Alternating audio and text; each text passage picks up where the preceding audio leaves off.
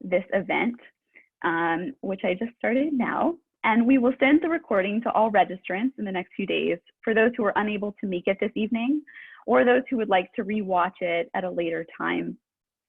Before we get started, I want to thank our museum director, Stephen McClansky, and our partners at Friends of the Cabildo for sponsoring this program. If you have not yet purchased the Yellow House, you can do so through the 1850 House Museum store, and we'll be sure to link to that briefly.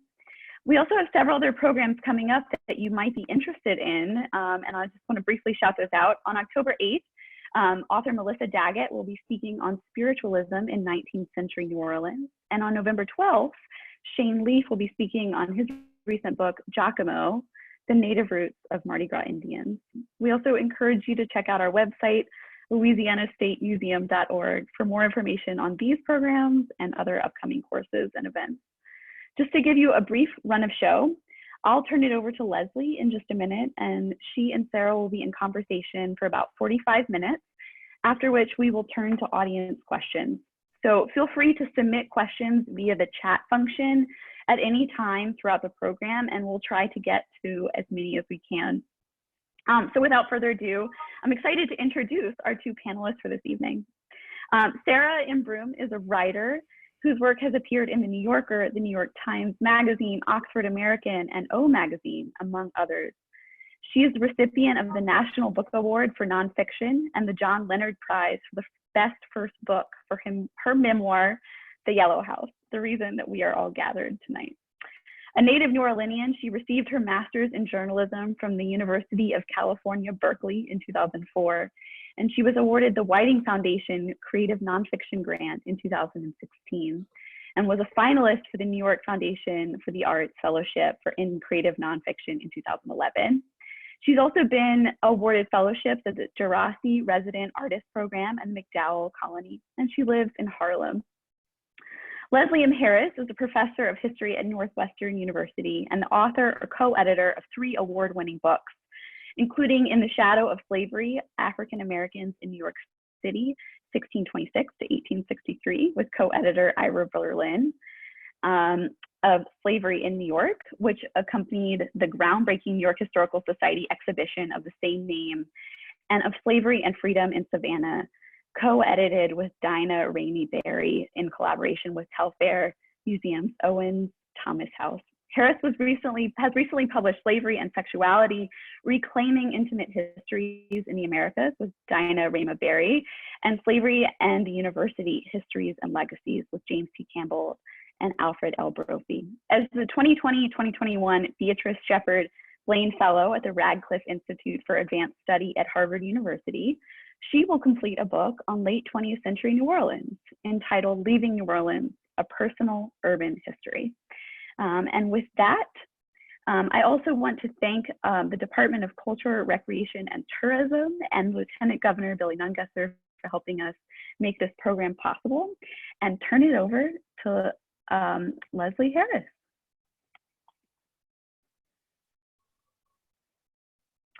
That's fine. Hi, everyone. Good evening. It's a real honor and a thrill to be here this evening with Sarah Broom. I can't see her, but I assume she's out there. I can see you. Oh, there you are. You just came up. Great. It's great to see you. And Great it's to see you. To meet you and to have this opportunity. I do wish we were in New Orleans having this conversation with all the great people who are on Zoom with us, but it's a pleasure nonetheless.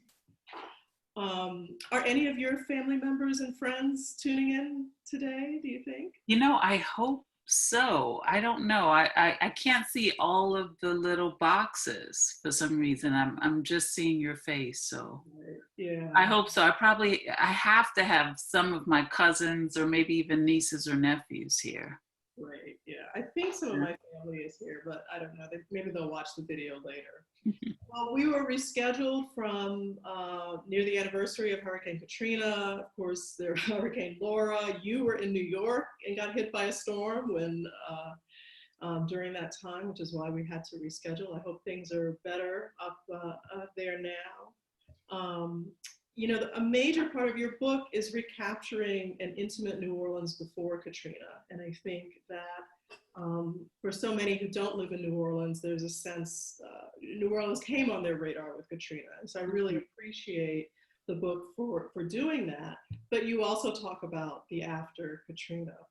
And in the 15 years since Katrina, it's hard to believe it's been 15 years. Sometimes it feels like it just happened, I think. Sure. But there are a lot of people going before and after. And now in 2020, this is going to be another year, I think, when we're all going to be saying before and after, before the pandemic, after. So I wanted to just take a minute and take a breath on that. It's 15 years since Katrina. We're in the middle of another moment. And your book came out almost a year ago, I think. Right, yeah, a little over a year.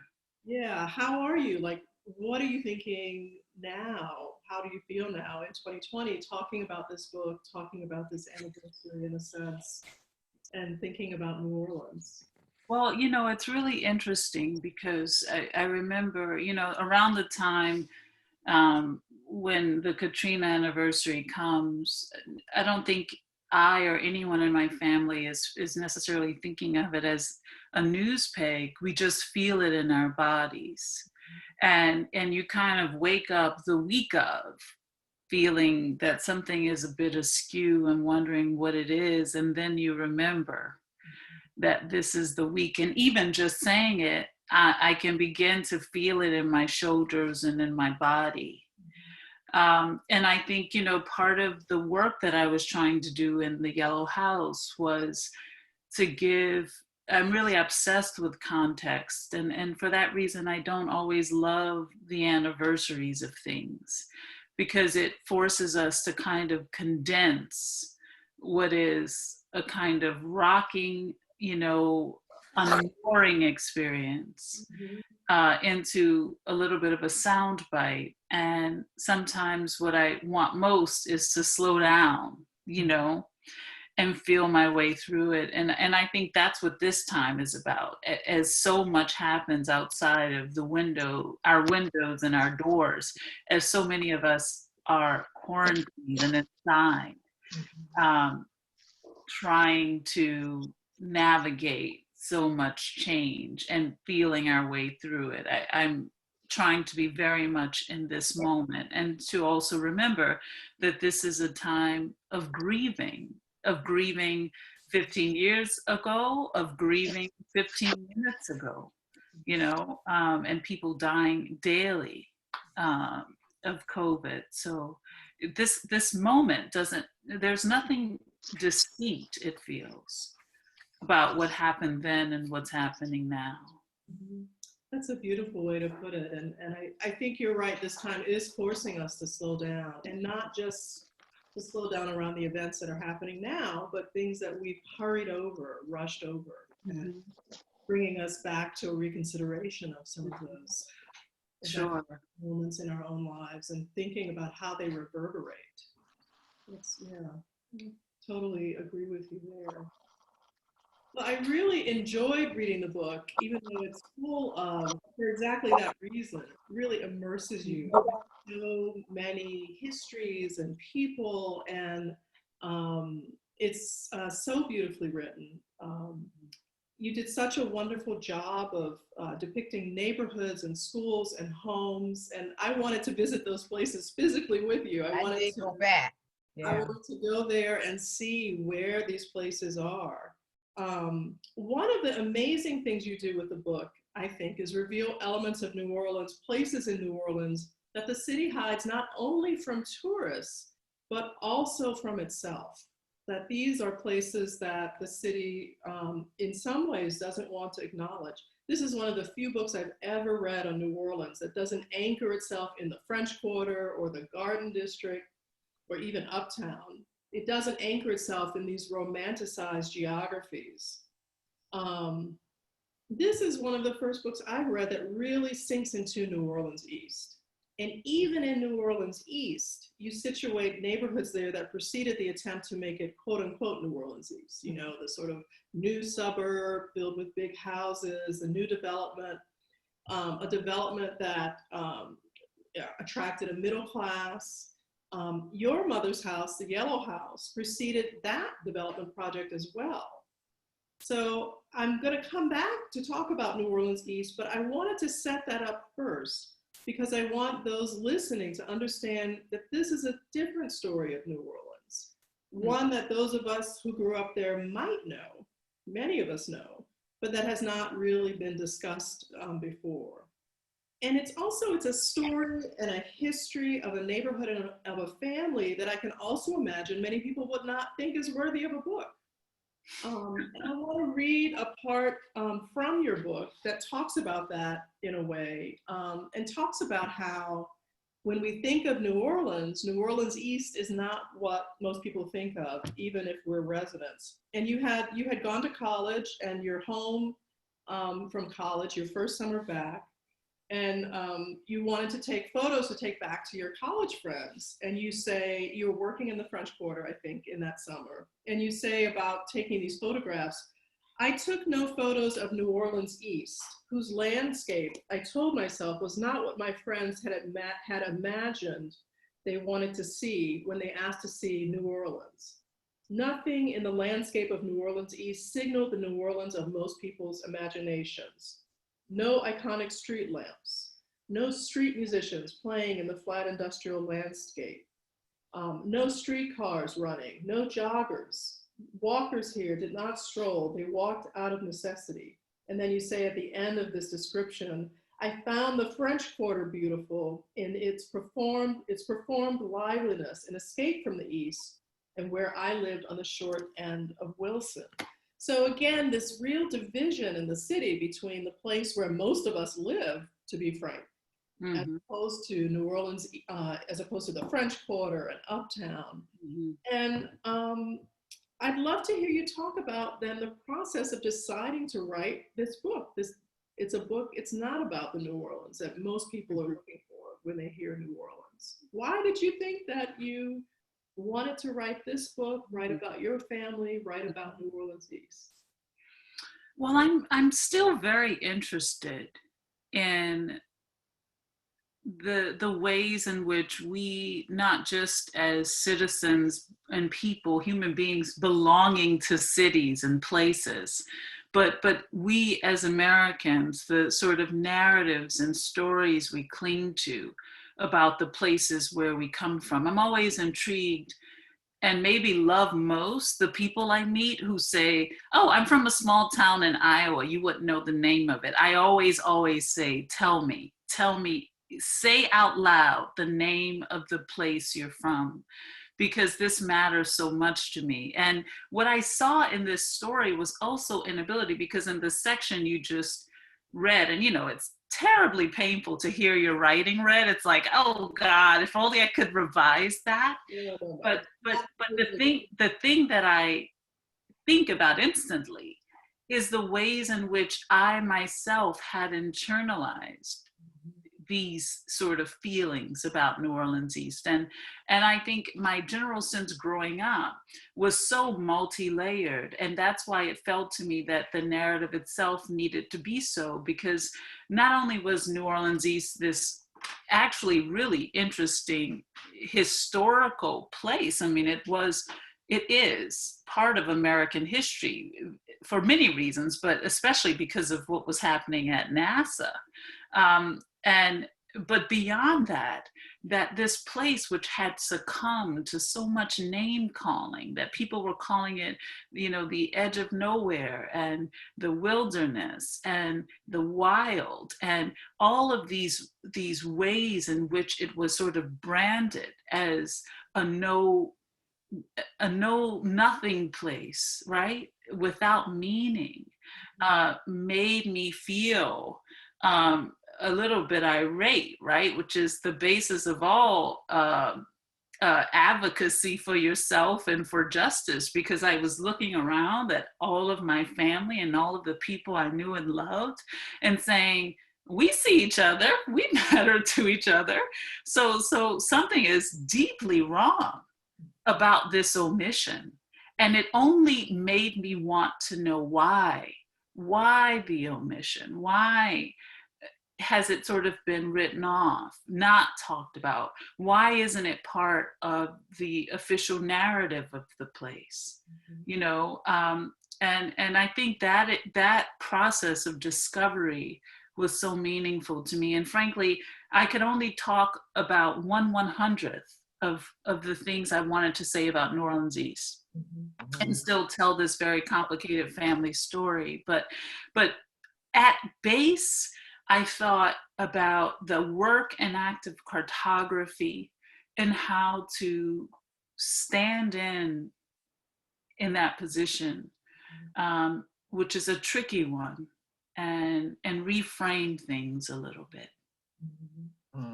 So well said. It also makes me think of the ways, so within New Orleans, you're saying that New Orleans East was seen as the edge of nowhere. But I feel like in the nation, sometimes New Orleans itself is seen as this place that's really connected. And as we deal with rising waters and what should be saved, how to save places, one of my fears is that the way that you describe New Orleans East will be the way that Lower Louisiana will be described, that New Orleans will be described. As a kind of buffer zone, an environmental buffer zone, which I think in certain ways we can see that already developing in the story, in the media stories. And I think, you know, I'm still heartbroken by how quickly Lake Charles in particular just came in and out of people's consciousness, which I think only demonstrates the kind of speed at which things are flowing through the news cycle and how easy it is to forget. It's almost hard in these days to remember the people dying daily of COVID. And so that these areas, that the Gulf Coast writ large will become a kind of place that doesn't matter, that will just save us, right, from the terrors is I think real. I think so. I definitely think so. Well, we're going to come back to New Orleans East if we have time, but you also mentioned that you could only address some of it because you were dealing with this big, mapping out this incredible family history as well. And people have called your book a memoir, but it's also very much a rich family history. You're the youngest of 12. Your oldest siblings are born in the 60s. You're born in around, well, later than that, 1979, I think. But you start your story with your grandmother and her siblings uptown, and then your mother's marriage and her very early marriage and widowhood, which is just amazing. And then her marriage to your father, Samuel. And then, so these stories of marriage and childbearing, of family secrets, of life and death are so complex. And you're the baby of the family, right? Yes. And so how did you get people to talk to you? And were there things, I mean, you can't tell me the things they wouldn't tell you, or they said, don't write about it. Well, how did you move through that process as a writer and as a researcher of talking to your family and getting these stories and these histories about them? Well, I think, you know, my family, first of all, they're used to having a nosy little baby going around. And, you know, my mother says that I was the kid who never took a nap. I always, you know, the moment one half of an eye would close, I would hear a story getting told about something and suddenly come back alive and want to know. So I think it's just part of who I am. But it was actually really troublesome to begin to try to interview my family because, you know, now of course the book exists and it seems so coherent at times, right? You're just sort of telling this long running story. But when I started the reporting and research, there were maybe three family stories that were told, and they were these big, broad stories. And so my work was actually to drill down to kind of collect this granular detail. And, you know, you maybe have 100 hours of interviews. And maybe from that you collect 5 crucial detail, you know, but you have to listen to all 100 hours. So what I realized in the middle of it, because I knew that I wanted it to sort of include reporting, but I realized that it would be impossible for me to report on my family, that I needed to sort of be more in the position of an anthropologist in a way, a participant observer, that I needed to get in, I need to be inside of this unit, and sort of collect their oral histories essentially. And then also that was useful to me because then they could kind of come alive in the book. You could hear what they sound like, and that was really important to me. But I think it was never easy, and even now, even today, it's hard. It's a hard thing to have written because many of us are so trained to, protect, and I did protect to some large degree, and I got people's permission for many, many things I wrote, but I wasn't interested in hagiography, and I thought that, part of my sort of impetus for wanting to make this book was feeling like I had never seen a coming of age story of a Black girl growing up in New Orleans East, really, never. And so I needed to tell that story as honestly as possible. And all of my family who were part of that, right? I needed them to be real people on the page so that it didn't sort of veer into this myth, which was the very thing I was trying to break down. And I think to make the point about what happens when we helicopter up and think we know people, and the utter difference when you're inside of the life itself, and I think just as a reporter and a journalist, it's something I care deeply about, even still. It's a wonderful way to put it. And it makes me think of New Orleans again as a place with a lot of secrets.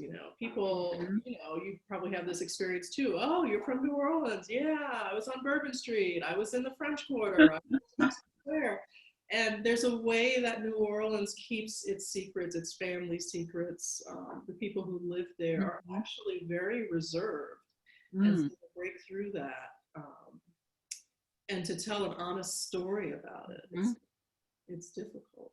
When you were so there are times in the book when it sounds like you have direct quotes, maybe from TV or anything like that, but are there other parts of the book that you would be in a conversation and then you'd rush home and sort of take notes and write it down? Or well, I had a recorder that I took everywhere with me, and this recorder was wonderful, but also a pain, because at a certain point, I remember my brother Michael looking to me and saying, "So are we hanging out now, or is this like an interview thing?" Because, it's sort of like people on a reality show. I realized that you could get so much more if I would always have the recorder in some obvious place, but when people were relaxed and they didn't feel that you were in a formal interview, and I think it became very complicated, and even in the work of transcribing my siblings, it was really painful to do, because I felt a closeness to them that wasn't actually happening in reality. Maybe I hadn't talked to them for weeks, but they were in my ear every day. And I got to know them in some way that I think now can feel very one-sided. Were they getting to know me equally? And so that's I think a question that I think about sometimes. Well, I want to talk about, I want to ask you to talk a little bit about the house, the Yellow House. And for those who have or haven't read the book, your mother purchases this house when she's 18 with the insurance money from her first husband's death, and it's an investment. And I think one of the things that's so interesting about it as the center of your book is that, of course, owning a home is the American dream. And New Orleans is a place where historically Black people have owned property more so than in other Yes. all the way back to the 19th century. It's a good investment. It has provided stability for that community, for our community. Home ownership has been key to a lot of the amazing things about New Orleans and about the Black community there. But I wonder if by the time you're growing up in the 80s and 90s, if the meaning of home ownership changed in New Orleans, and what you would say happened with your mother about this excellent investment. What happened to make it problematic in a sense? It felt difficult. What do you think about her understanding the promise of home ownership and then the difficulties your mother had to? Well, I think interestingly, in the 80s and 90s, so everything, there are moments, of course, in everyone's life, I think, where everything starts to just clarify and you understand, oh, okay. So my mother tells this profound story of how on the day they moved in 1965, a few months before Betsy would come roaring through, that they had to build the ground back up, she told me. And she had been telling this story for many, many years, but then you come to realize, oh, okay, subsidence. And so this person, the house she was able to buy was on land that already was subsiding on the day she moved in, right? So this is where we start to think about all the systemic and structural things, right? And then beyond that, that houses, as I now know, are in a perpetual state of entropy. And there's always, always, always something to fix. And so it's the dream can't begin and end at you've acquired a house. The dream has to now be maintained. And the question of who can maintain the dream is not, for me, very dissimilar from who came back right away after the storm and the flooding. It's not indistinct actually from the question of who is still gone, who can't come back. And I think that in this way, this sort of moment for my mother of buying a house and all that it signified, we ultimately see quite clearly that this is in fact not a great investment on any level for her. That those of us who have actually bought places and have seen their value rise, right? That's not the case for many people of color, because first of all, we already started a deficit because the land isn't worth anything because it's already on sinking ground. In addition to that, we start to see how the neighborhoods changed. That has to do with zoning, that has to do with public policy and planning. All those sort of processes that are happening far away from the short end of Wilson Avenue where I lived, those processes were in fact affecting my life. And I found it as an adult looking back on it, kind of stunning how geography played such a kind of crucial role in this, that in fact, not only did we feel cut off from the rest of town because we couldn't find work, we had to take several buses. The act of this, I really have never seen people talk enough about the process of taking multiple buses away from your home just to make a living. That is laborious. It's a job on top of a job. And I did it, went from my teenage years onward. And then you see that just the act of getting to school or to the grocery store was freighted for us because, we lived where you had to cross Chef Highway. So we're in danger. So this is actually more than a metaphor. This is literal. And I think the work of understanding this proximity or distance from, the work of understanding the actual profundity of what you see outside your window and what that does or does not say about the quality of your life. This is real. This is not a metaphor. So I think that's another way of answering your question, which is to say we start to see how it stacks. Absolutely. And I think, this plays into all the conversations we're having right now about the wealth gap with African Americans, redlining, Mm-hmm. available and what's not Sure. available. So, you know, your mother's purchase of that house links back to the fact that for some time the lower Ninth Ward was the only place that African Americans could buy. So Mm-hmm. here, your mother's house is on the edge of what becomes, on the one hand, again, as I said before, New Orleans East, this new suburb filled with Mm-hmm. fancy new houses and a middle class, and this idea of suburbia. Mm-hmm. On the other hand, she's on the edge of that. And what's so interesting to me, you described that as that New Orleans East, that big fancy subdevelopment piece of New Orleans East is happening. Mm-hmm. Miller Park moves in across the street from you. Yeah. Yeah. It's not at all the vision of New Orleans East that I grew up with or that was discussed. Right. You know, the suburban promise of New Orleans East is about middle class wealth and big yards and cars. And I think that existed, you know, and I think part of what is unavoidable in a book, as you know, is that, you know, sometimes you don't have the 50 pages to break this all down. But, you know, I tried to make it clear that for some people that was in fact happening. Absolutely. But I'm very interested in all of these short ends of long streets, these sort of cut, because I think by looking at those sort of pieces, we can actually start to make a greater calculation about the area at large. And my thing is, even for the people who weren't cut off, who had the nice sort of suburban house, if you still only have 2 grocery stores, what does any of it matter? Right. And so it's also about resources and access, right? You know, that I think that is a kind of lesson about the place that you live that can form you and really shape your ideas about what it means to be you in the world. I want to say too that your description, I mean, in some way, this is New Orleans East was considered a suburb.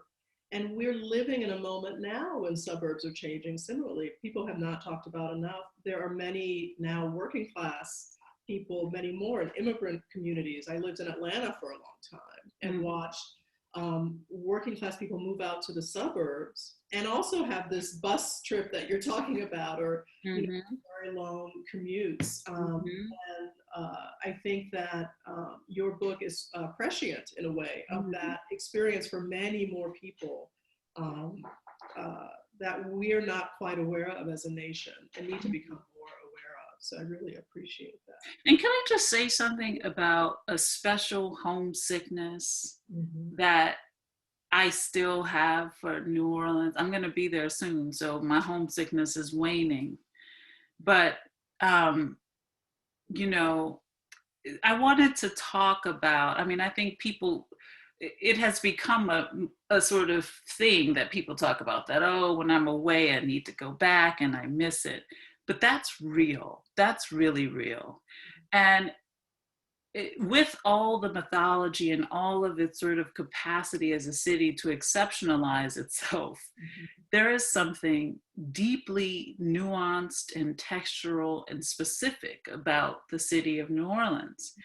And I wanted to also talk about that longing, that feeling you can have for wanting to go back. And for me, so much of that feeling came from the community I was living in and the land itself. And that feels so organic and Native American to me, right? That you would be pining over this ground.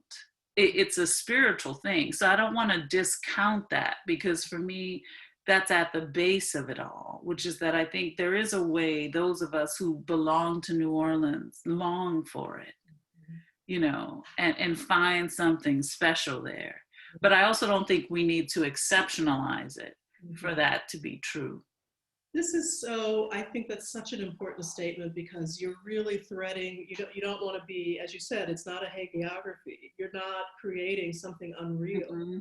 Your love for it is rooted in the lived experience of it, your reality of it. And we can love things, people, places deeply, even when they're or even because they're imperfect. Mm-hmm. Sure. Yeah. One of the things you said just now, which leads me into this question, is about what you could see outside your window and what was available to you and the ways that you, um, maybe there were things that you couldn't see. And I really, one of the strong points in the book is that description of Chef Ventura Highway and how you had to cross it to get to school, to get, to the bus, to whatever, and how dangerous it was. But the other, and related to this, what struck me in the book is when you talked about going to college. You were 4.0 GPA, you were editor of the high school year, and I'm reading this and thinking, wow, must have, going to college. Your sister had gone to New York. Mm-hmm. I think I have this right. You say that no one really talked to you about going away to school or going to college even in New Orleans. Like they didn't say, hey, maybe you could get a full scholarship to Tulane, or hey, Yeah, no. Could you talk to, okay, I will say that as a New Orleanian, it's not completely surprising to me, but yet it still is. What did, not from your school, not from, talk to me about that. What do you think that's about? Because that is such a limitation of vision as well. It's sort of astounding, actually.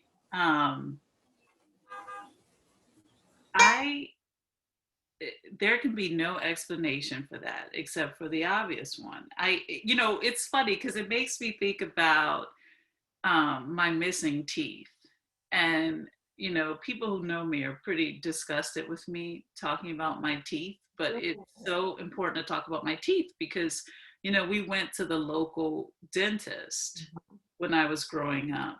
And at the time I was really into Laffy Taffy candy, and so my teeth were just a total mess. So me and my sister went to the local, supposedly free, but in fact he wasn't free, dentist. And we had all these cavities, and there was a choice. We could either get our teeth filled, and we were quite young, or we could get them pulled. And I remember the dentist really advocating that we get these teeth pulled, because then we wouldn't have to worry about them. And so as a grown woman going to the dentist, to the actual dentist for the first time, I remember my dentist saying, oh my God, this guy who pulled your teeth, you never pull teeth. That's the last thing you ever do to teeth.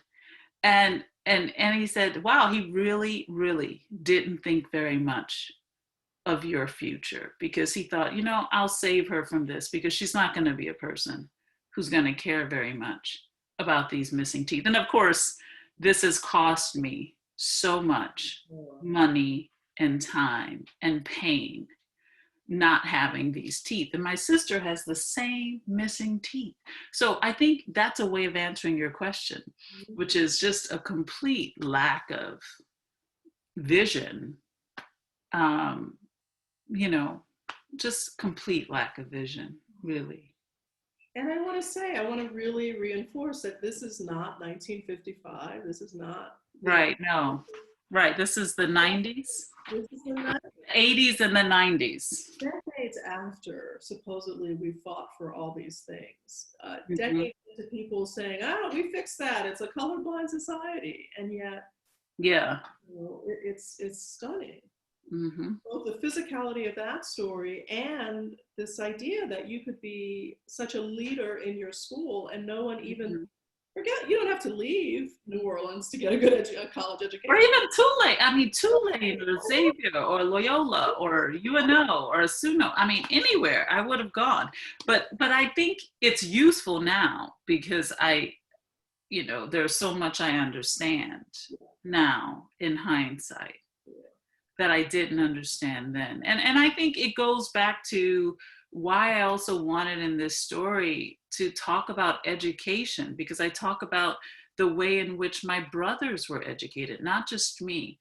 and there are all different sorts of systems in our family. And one of the things that now there's the question of pro charter, anti charter. I mean, there are all of these questions, but at the end of the day, if we had good schools everywhere, right, that's really the goal and the drive. And I just remember feeling in the school system that I was just a nothing, I mean, and I think that sort of feeling I had led me also not to be aggressive about where I might go to college.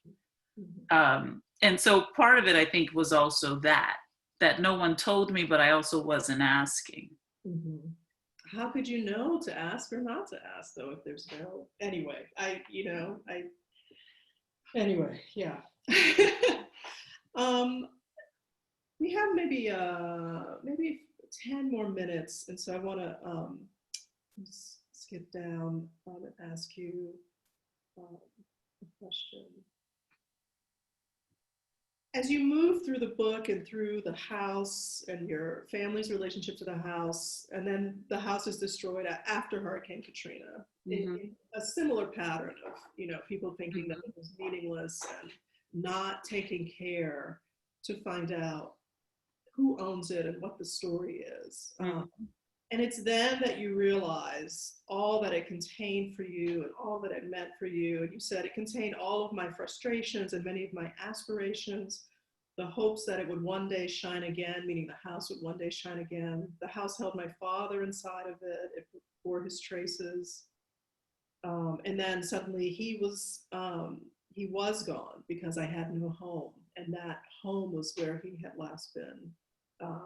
When the house fell down, something in me opened up. I guess I wonder how the fall of that house, in a way, it opened you up. It also reconnected you in some deep way to your family.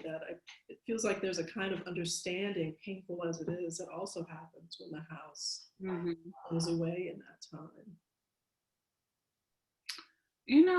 That's an interesting question. I mean, in the book, I describe the large family like an amoeba, and that feels very real to me, that you're sort of all moving in various directions, but, sort of together. And in a way, I think a house, as far as it represents a kind of central point from which you've come, a origin story. If a house represents an origin story, then we also have that.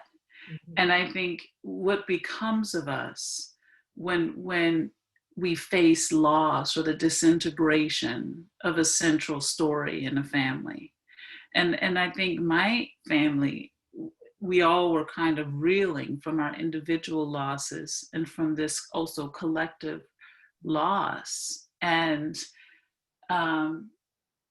how we respond to loss is so vastly different from the stuff you say when you're looking at something and it's there in front of your face. And so I do think it made us, because we were all unmoored in these different ways, we started to sort of relate to each other differently, less with our kind of the veil that we were putting over everyone, or our sense of, okay, you're the baby, this is how you behave, and you're the oldest and you must behave like this, but that it sort of freed us in a way, in scary ways often.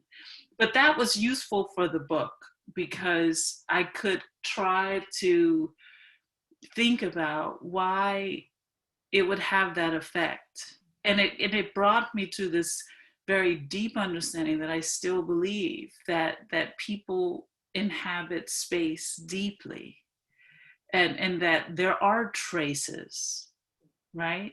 Many of us know that for sure.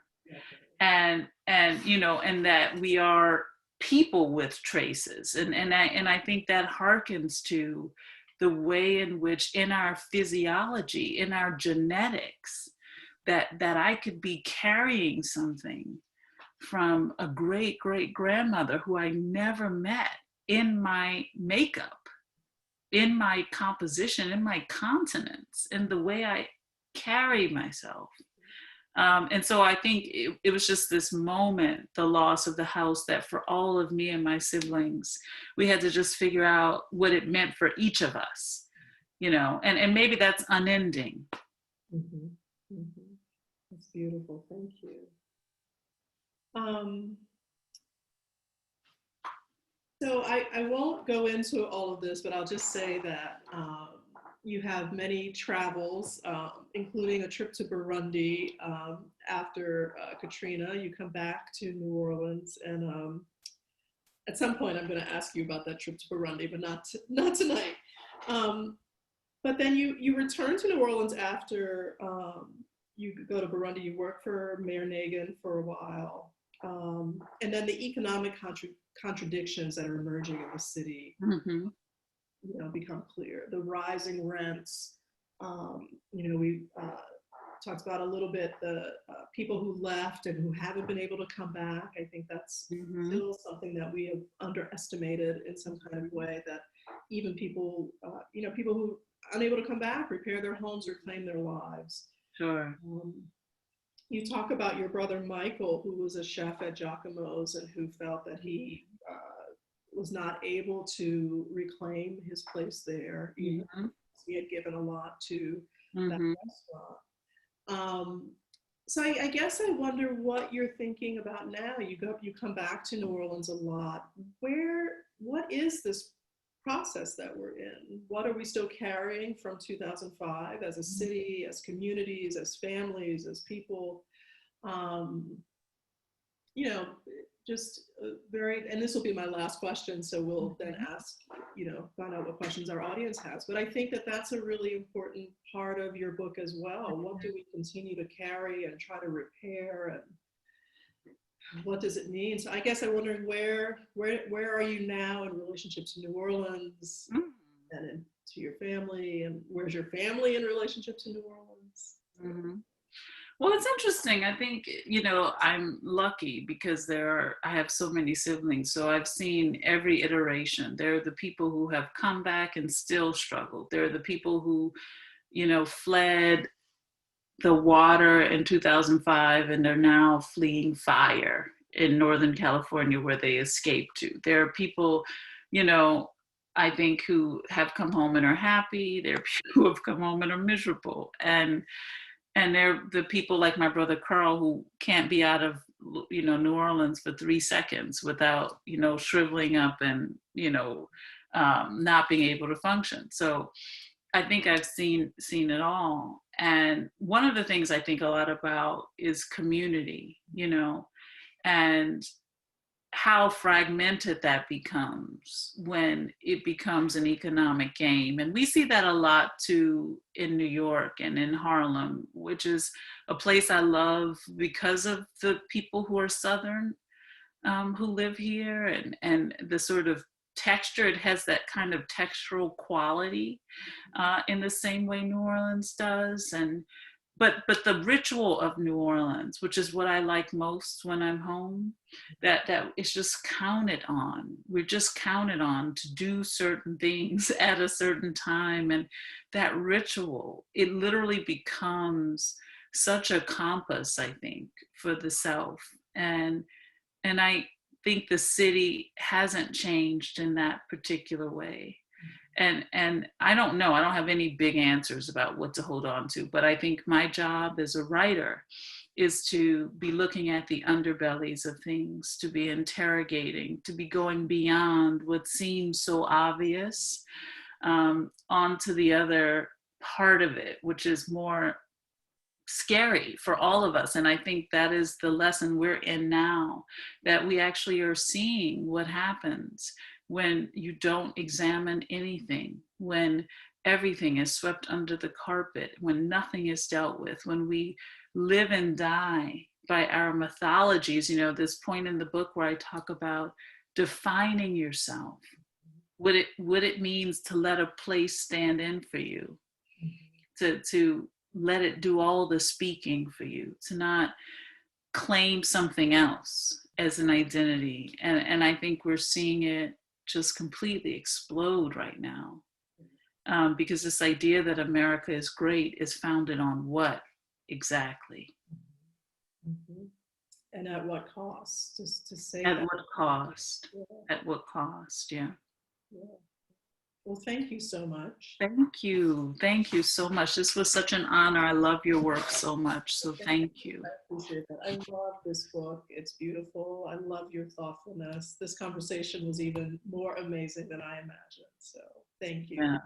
So Thank I'm getting questions for us from on my phone. So I'm gonna I'll go in and start them, and we'll see how far you. Okay. we can get. Um, oh, okay. So the first question, which is a question I have as well. Has your family read the book? What are their thoughts? And the person says that they loved your brothers and felt like they knew them after they Oh, read. good. My family, they're all over the map. I mean, my mom has a running joke that she has to be careful what she says around me now, which is fine. I tell her I'm never ever going to write another book about my family. She has nothing to worry about. But I think it's hard to be written about, and I feel vulnerable too. And they're private people. They didn't ask, to have me in their world, but I think that there's some part too where they understand that this is sort of great to have the stories collected here in this way. And I know that I have many nieces and nephews, and I think I feel proudest of that they're able to kind of open the book and actually just learn about their own family history, and that feels really like an empowering thing. And I really hope, my dream is that there will be many, many other voices who, do it 1,000 times better than I did. And this is just a very tip of the iceberg type book as far as I'm concerned.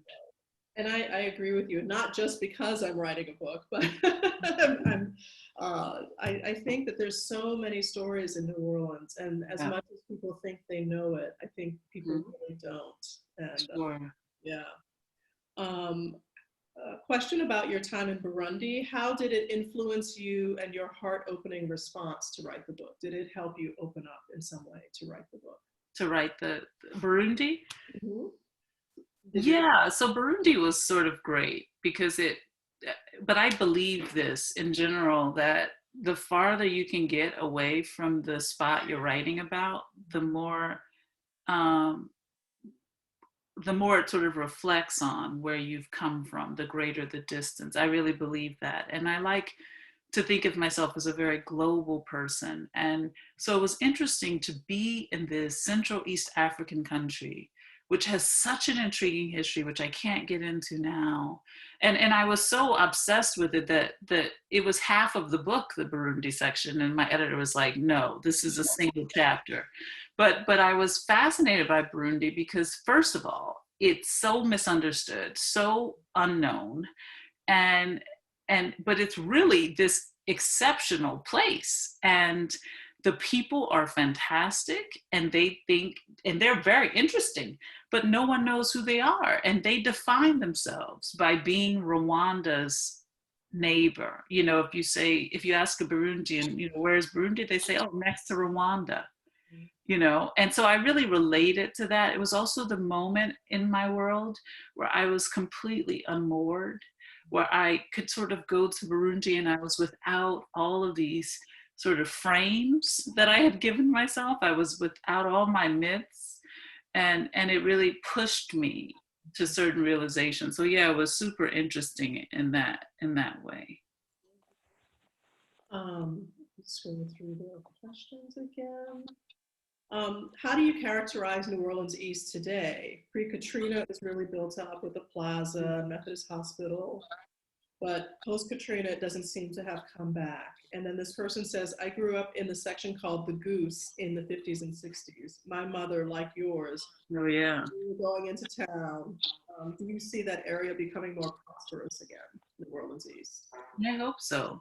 There are some incredible people in New Orleans East, and they're starting new businesses. And some of my favorite humans, like the writer Maurice Ruffin, is a New Orleans Easterner, and I feel like like any place, it is the product of its citizens, right? And individuals actually have enormous power to make change. So yeah, I'm always hopeful about that. And I'm always in the East. When I go home, if I want to see many of my brothers, I go to the East. So it's still my place very much. Thank you. This is someone who was excited to hear you talking about Livingston and Abramson and talking about the fact that the public schools are charters. There's so many charters. Do you feel, what's it like for you when you're back home and noting how your neighborhood schools aren't the same in name or culture? Do you miss not having those schools to return to? Is that something that? Do I miss going to a school called Jefferson Davis? No. I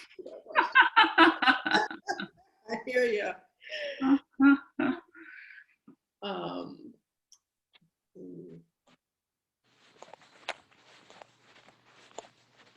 Someone is asking what's next for you, but there are other questions about the book, but I'll come back to that. Oh, what's next? Oh, yes, many things. Yeah. Come on. Are any of those things? No, I just want to make them. And someone asked where you live now, and you live in Harlem now, basically. But yeah, well. Yeah. And then someone asked, is Michael still a chef?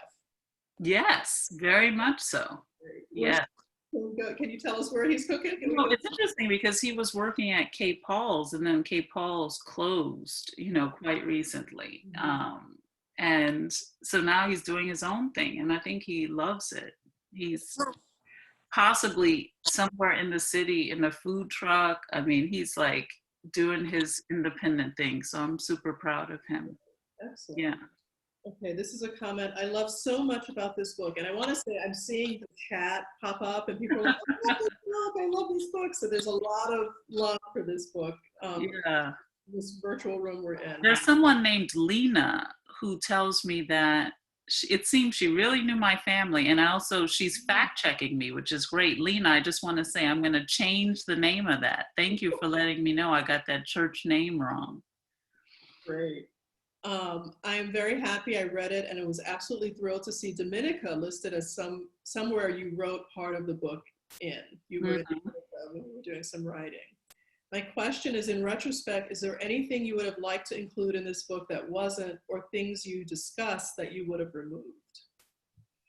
Yeah, so much. I mean, there was so much editing and removing, and I think there could be 10 more books for just from things I removed. But I think I feel that the discussion I'm able to have in this book about the East feels very peripheral to me, and that's because I think it needed to work narratively, and I was trying to tell many stories. So there are ways in which I wish I could have spent more time just in talking about the East, But I think the high notes came through, but yeah. And I think, you said before, it has this really rich history with NASA and the Pfizer and all this stuff that really is, we don't think about very much. Again, we think about New Orleans. So another question, we have to scroll up. Oh, as a New Orleanian who has traveled and is back now, this person is a New Orleanian who has traveled and is back now. I'm feeling called away from the city again to raise my family somewhere else. Can you share what helped you make the choice to leave the city? It's a hard city to leave, as you've mentioned. So why did you decide not to live in New Orleans? That's interesting. New Orleans, but I think this could just be that I'm ruined a little bit by New York City. I think when I'm home, I very quickly realize how small it is again. And I'm just like, okay, I know everyone and everyone somehow knows me. And I think I've always wanted to live in a big city, and I'm very used to it now. I really like it. And in Harlem, too many people know you too. But it's possible to go in areas where you can completely become anonymous. So I like having both of those things. I still think that, you know, New Orleans is a really hard place, frankly, to make a living. And I know that particularly because it actually is playing out in the lives of not just my brothers and sisters, but even cousins. And there's serious ageism. There are people who are excellent at what they do who can't find work. And I don't think that that's a myth, you know, that's real. And so I think it's just super hard sometimes to imagine living there full time, but I'm there a lot. So it feels like the best of both worlds, you know. So someone is asking, if you were to buy a house in New Orleans now, where would you buy? Where would you go? There are many neighborhoods. I love so many neighborhoods in New Orleans. I can't say just one, but that's fair. Yeah. Who are some of your literary inspirations? Mm-hmm. So many. Natasha Trethewey, who I'm thinking about a lot these days, the poet June Jordan, and Jamaica Kincaid, and of course Toni Morrison, and there's so many, Gail Jones, John Edgar Wideman. Yeah, they change, you know, I have my sort of biblical text, and then I keep adding people who I'm reading along the way. There's this writer, Disha Philgraw, The Secret Lives of Church Ladies. Oh, I don't know. So she's like my newest love. And then I'm rereading Randall Keenan because he died recently, and remembering how much I love him. So, yeah. When you were writing the book, what were you reading? Were you reading fiction or nonfiction or? A huge collection of things because I was reading a lot about architecture and about cities. I was reading a ton of Jane Jacobs. I was reading about homesickness in all its forms. I was reading, but a ton of architecture books, a ton of New Orleans books. I was reading almost every book that's ever been written about New Orleans just to see what people were talking about. Yeah, and fiction, tons of fiction. I was reading this writer, Nicole Krauss, who wrote a book called Great House. And I was reading Jamaica Kincaid's autobiography of my mother for how it was talking about loss. You know, so, and then a lot of the people who became epigraphs in the book, you know, the philosopher Gaston Bachelard, The Poetics of Space, and just thinking a lot about geography and maps and things like that. This is kind of related to that question and a previous question. Is there more New Orleans East writing than to come? And I could ask that of you. You have all this stuff that didn't make the book, but are there other people you know who are writing? And when you were doing the reading, did you find people writing about New Orleans East at all? I don't know that every person I met who was from the East, I was like, write your story, right? I don't even care what your story is, just write it. But I wish I knew more about people, you know, who are writing from New Orleans and New Orleans East in particular. I should learn that. I want to go find out. I'm going to do I really want to do some public library events once we're all back in our new world that we're going to be living in. It would be great to do some events in the East and really kind of be there a lot more. Yeah. Yeah, and also maybe just talking to young people too. Mm-hmm. Might have ideas, but not quite sure how to make it into a book. Sure. And someone's asking, is that a pencil sharpener on my wall? Yes. Yes. Here's my pencil. So I actually use it. Wow, that's impressive.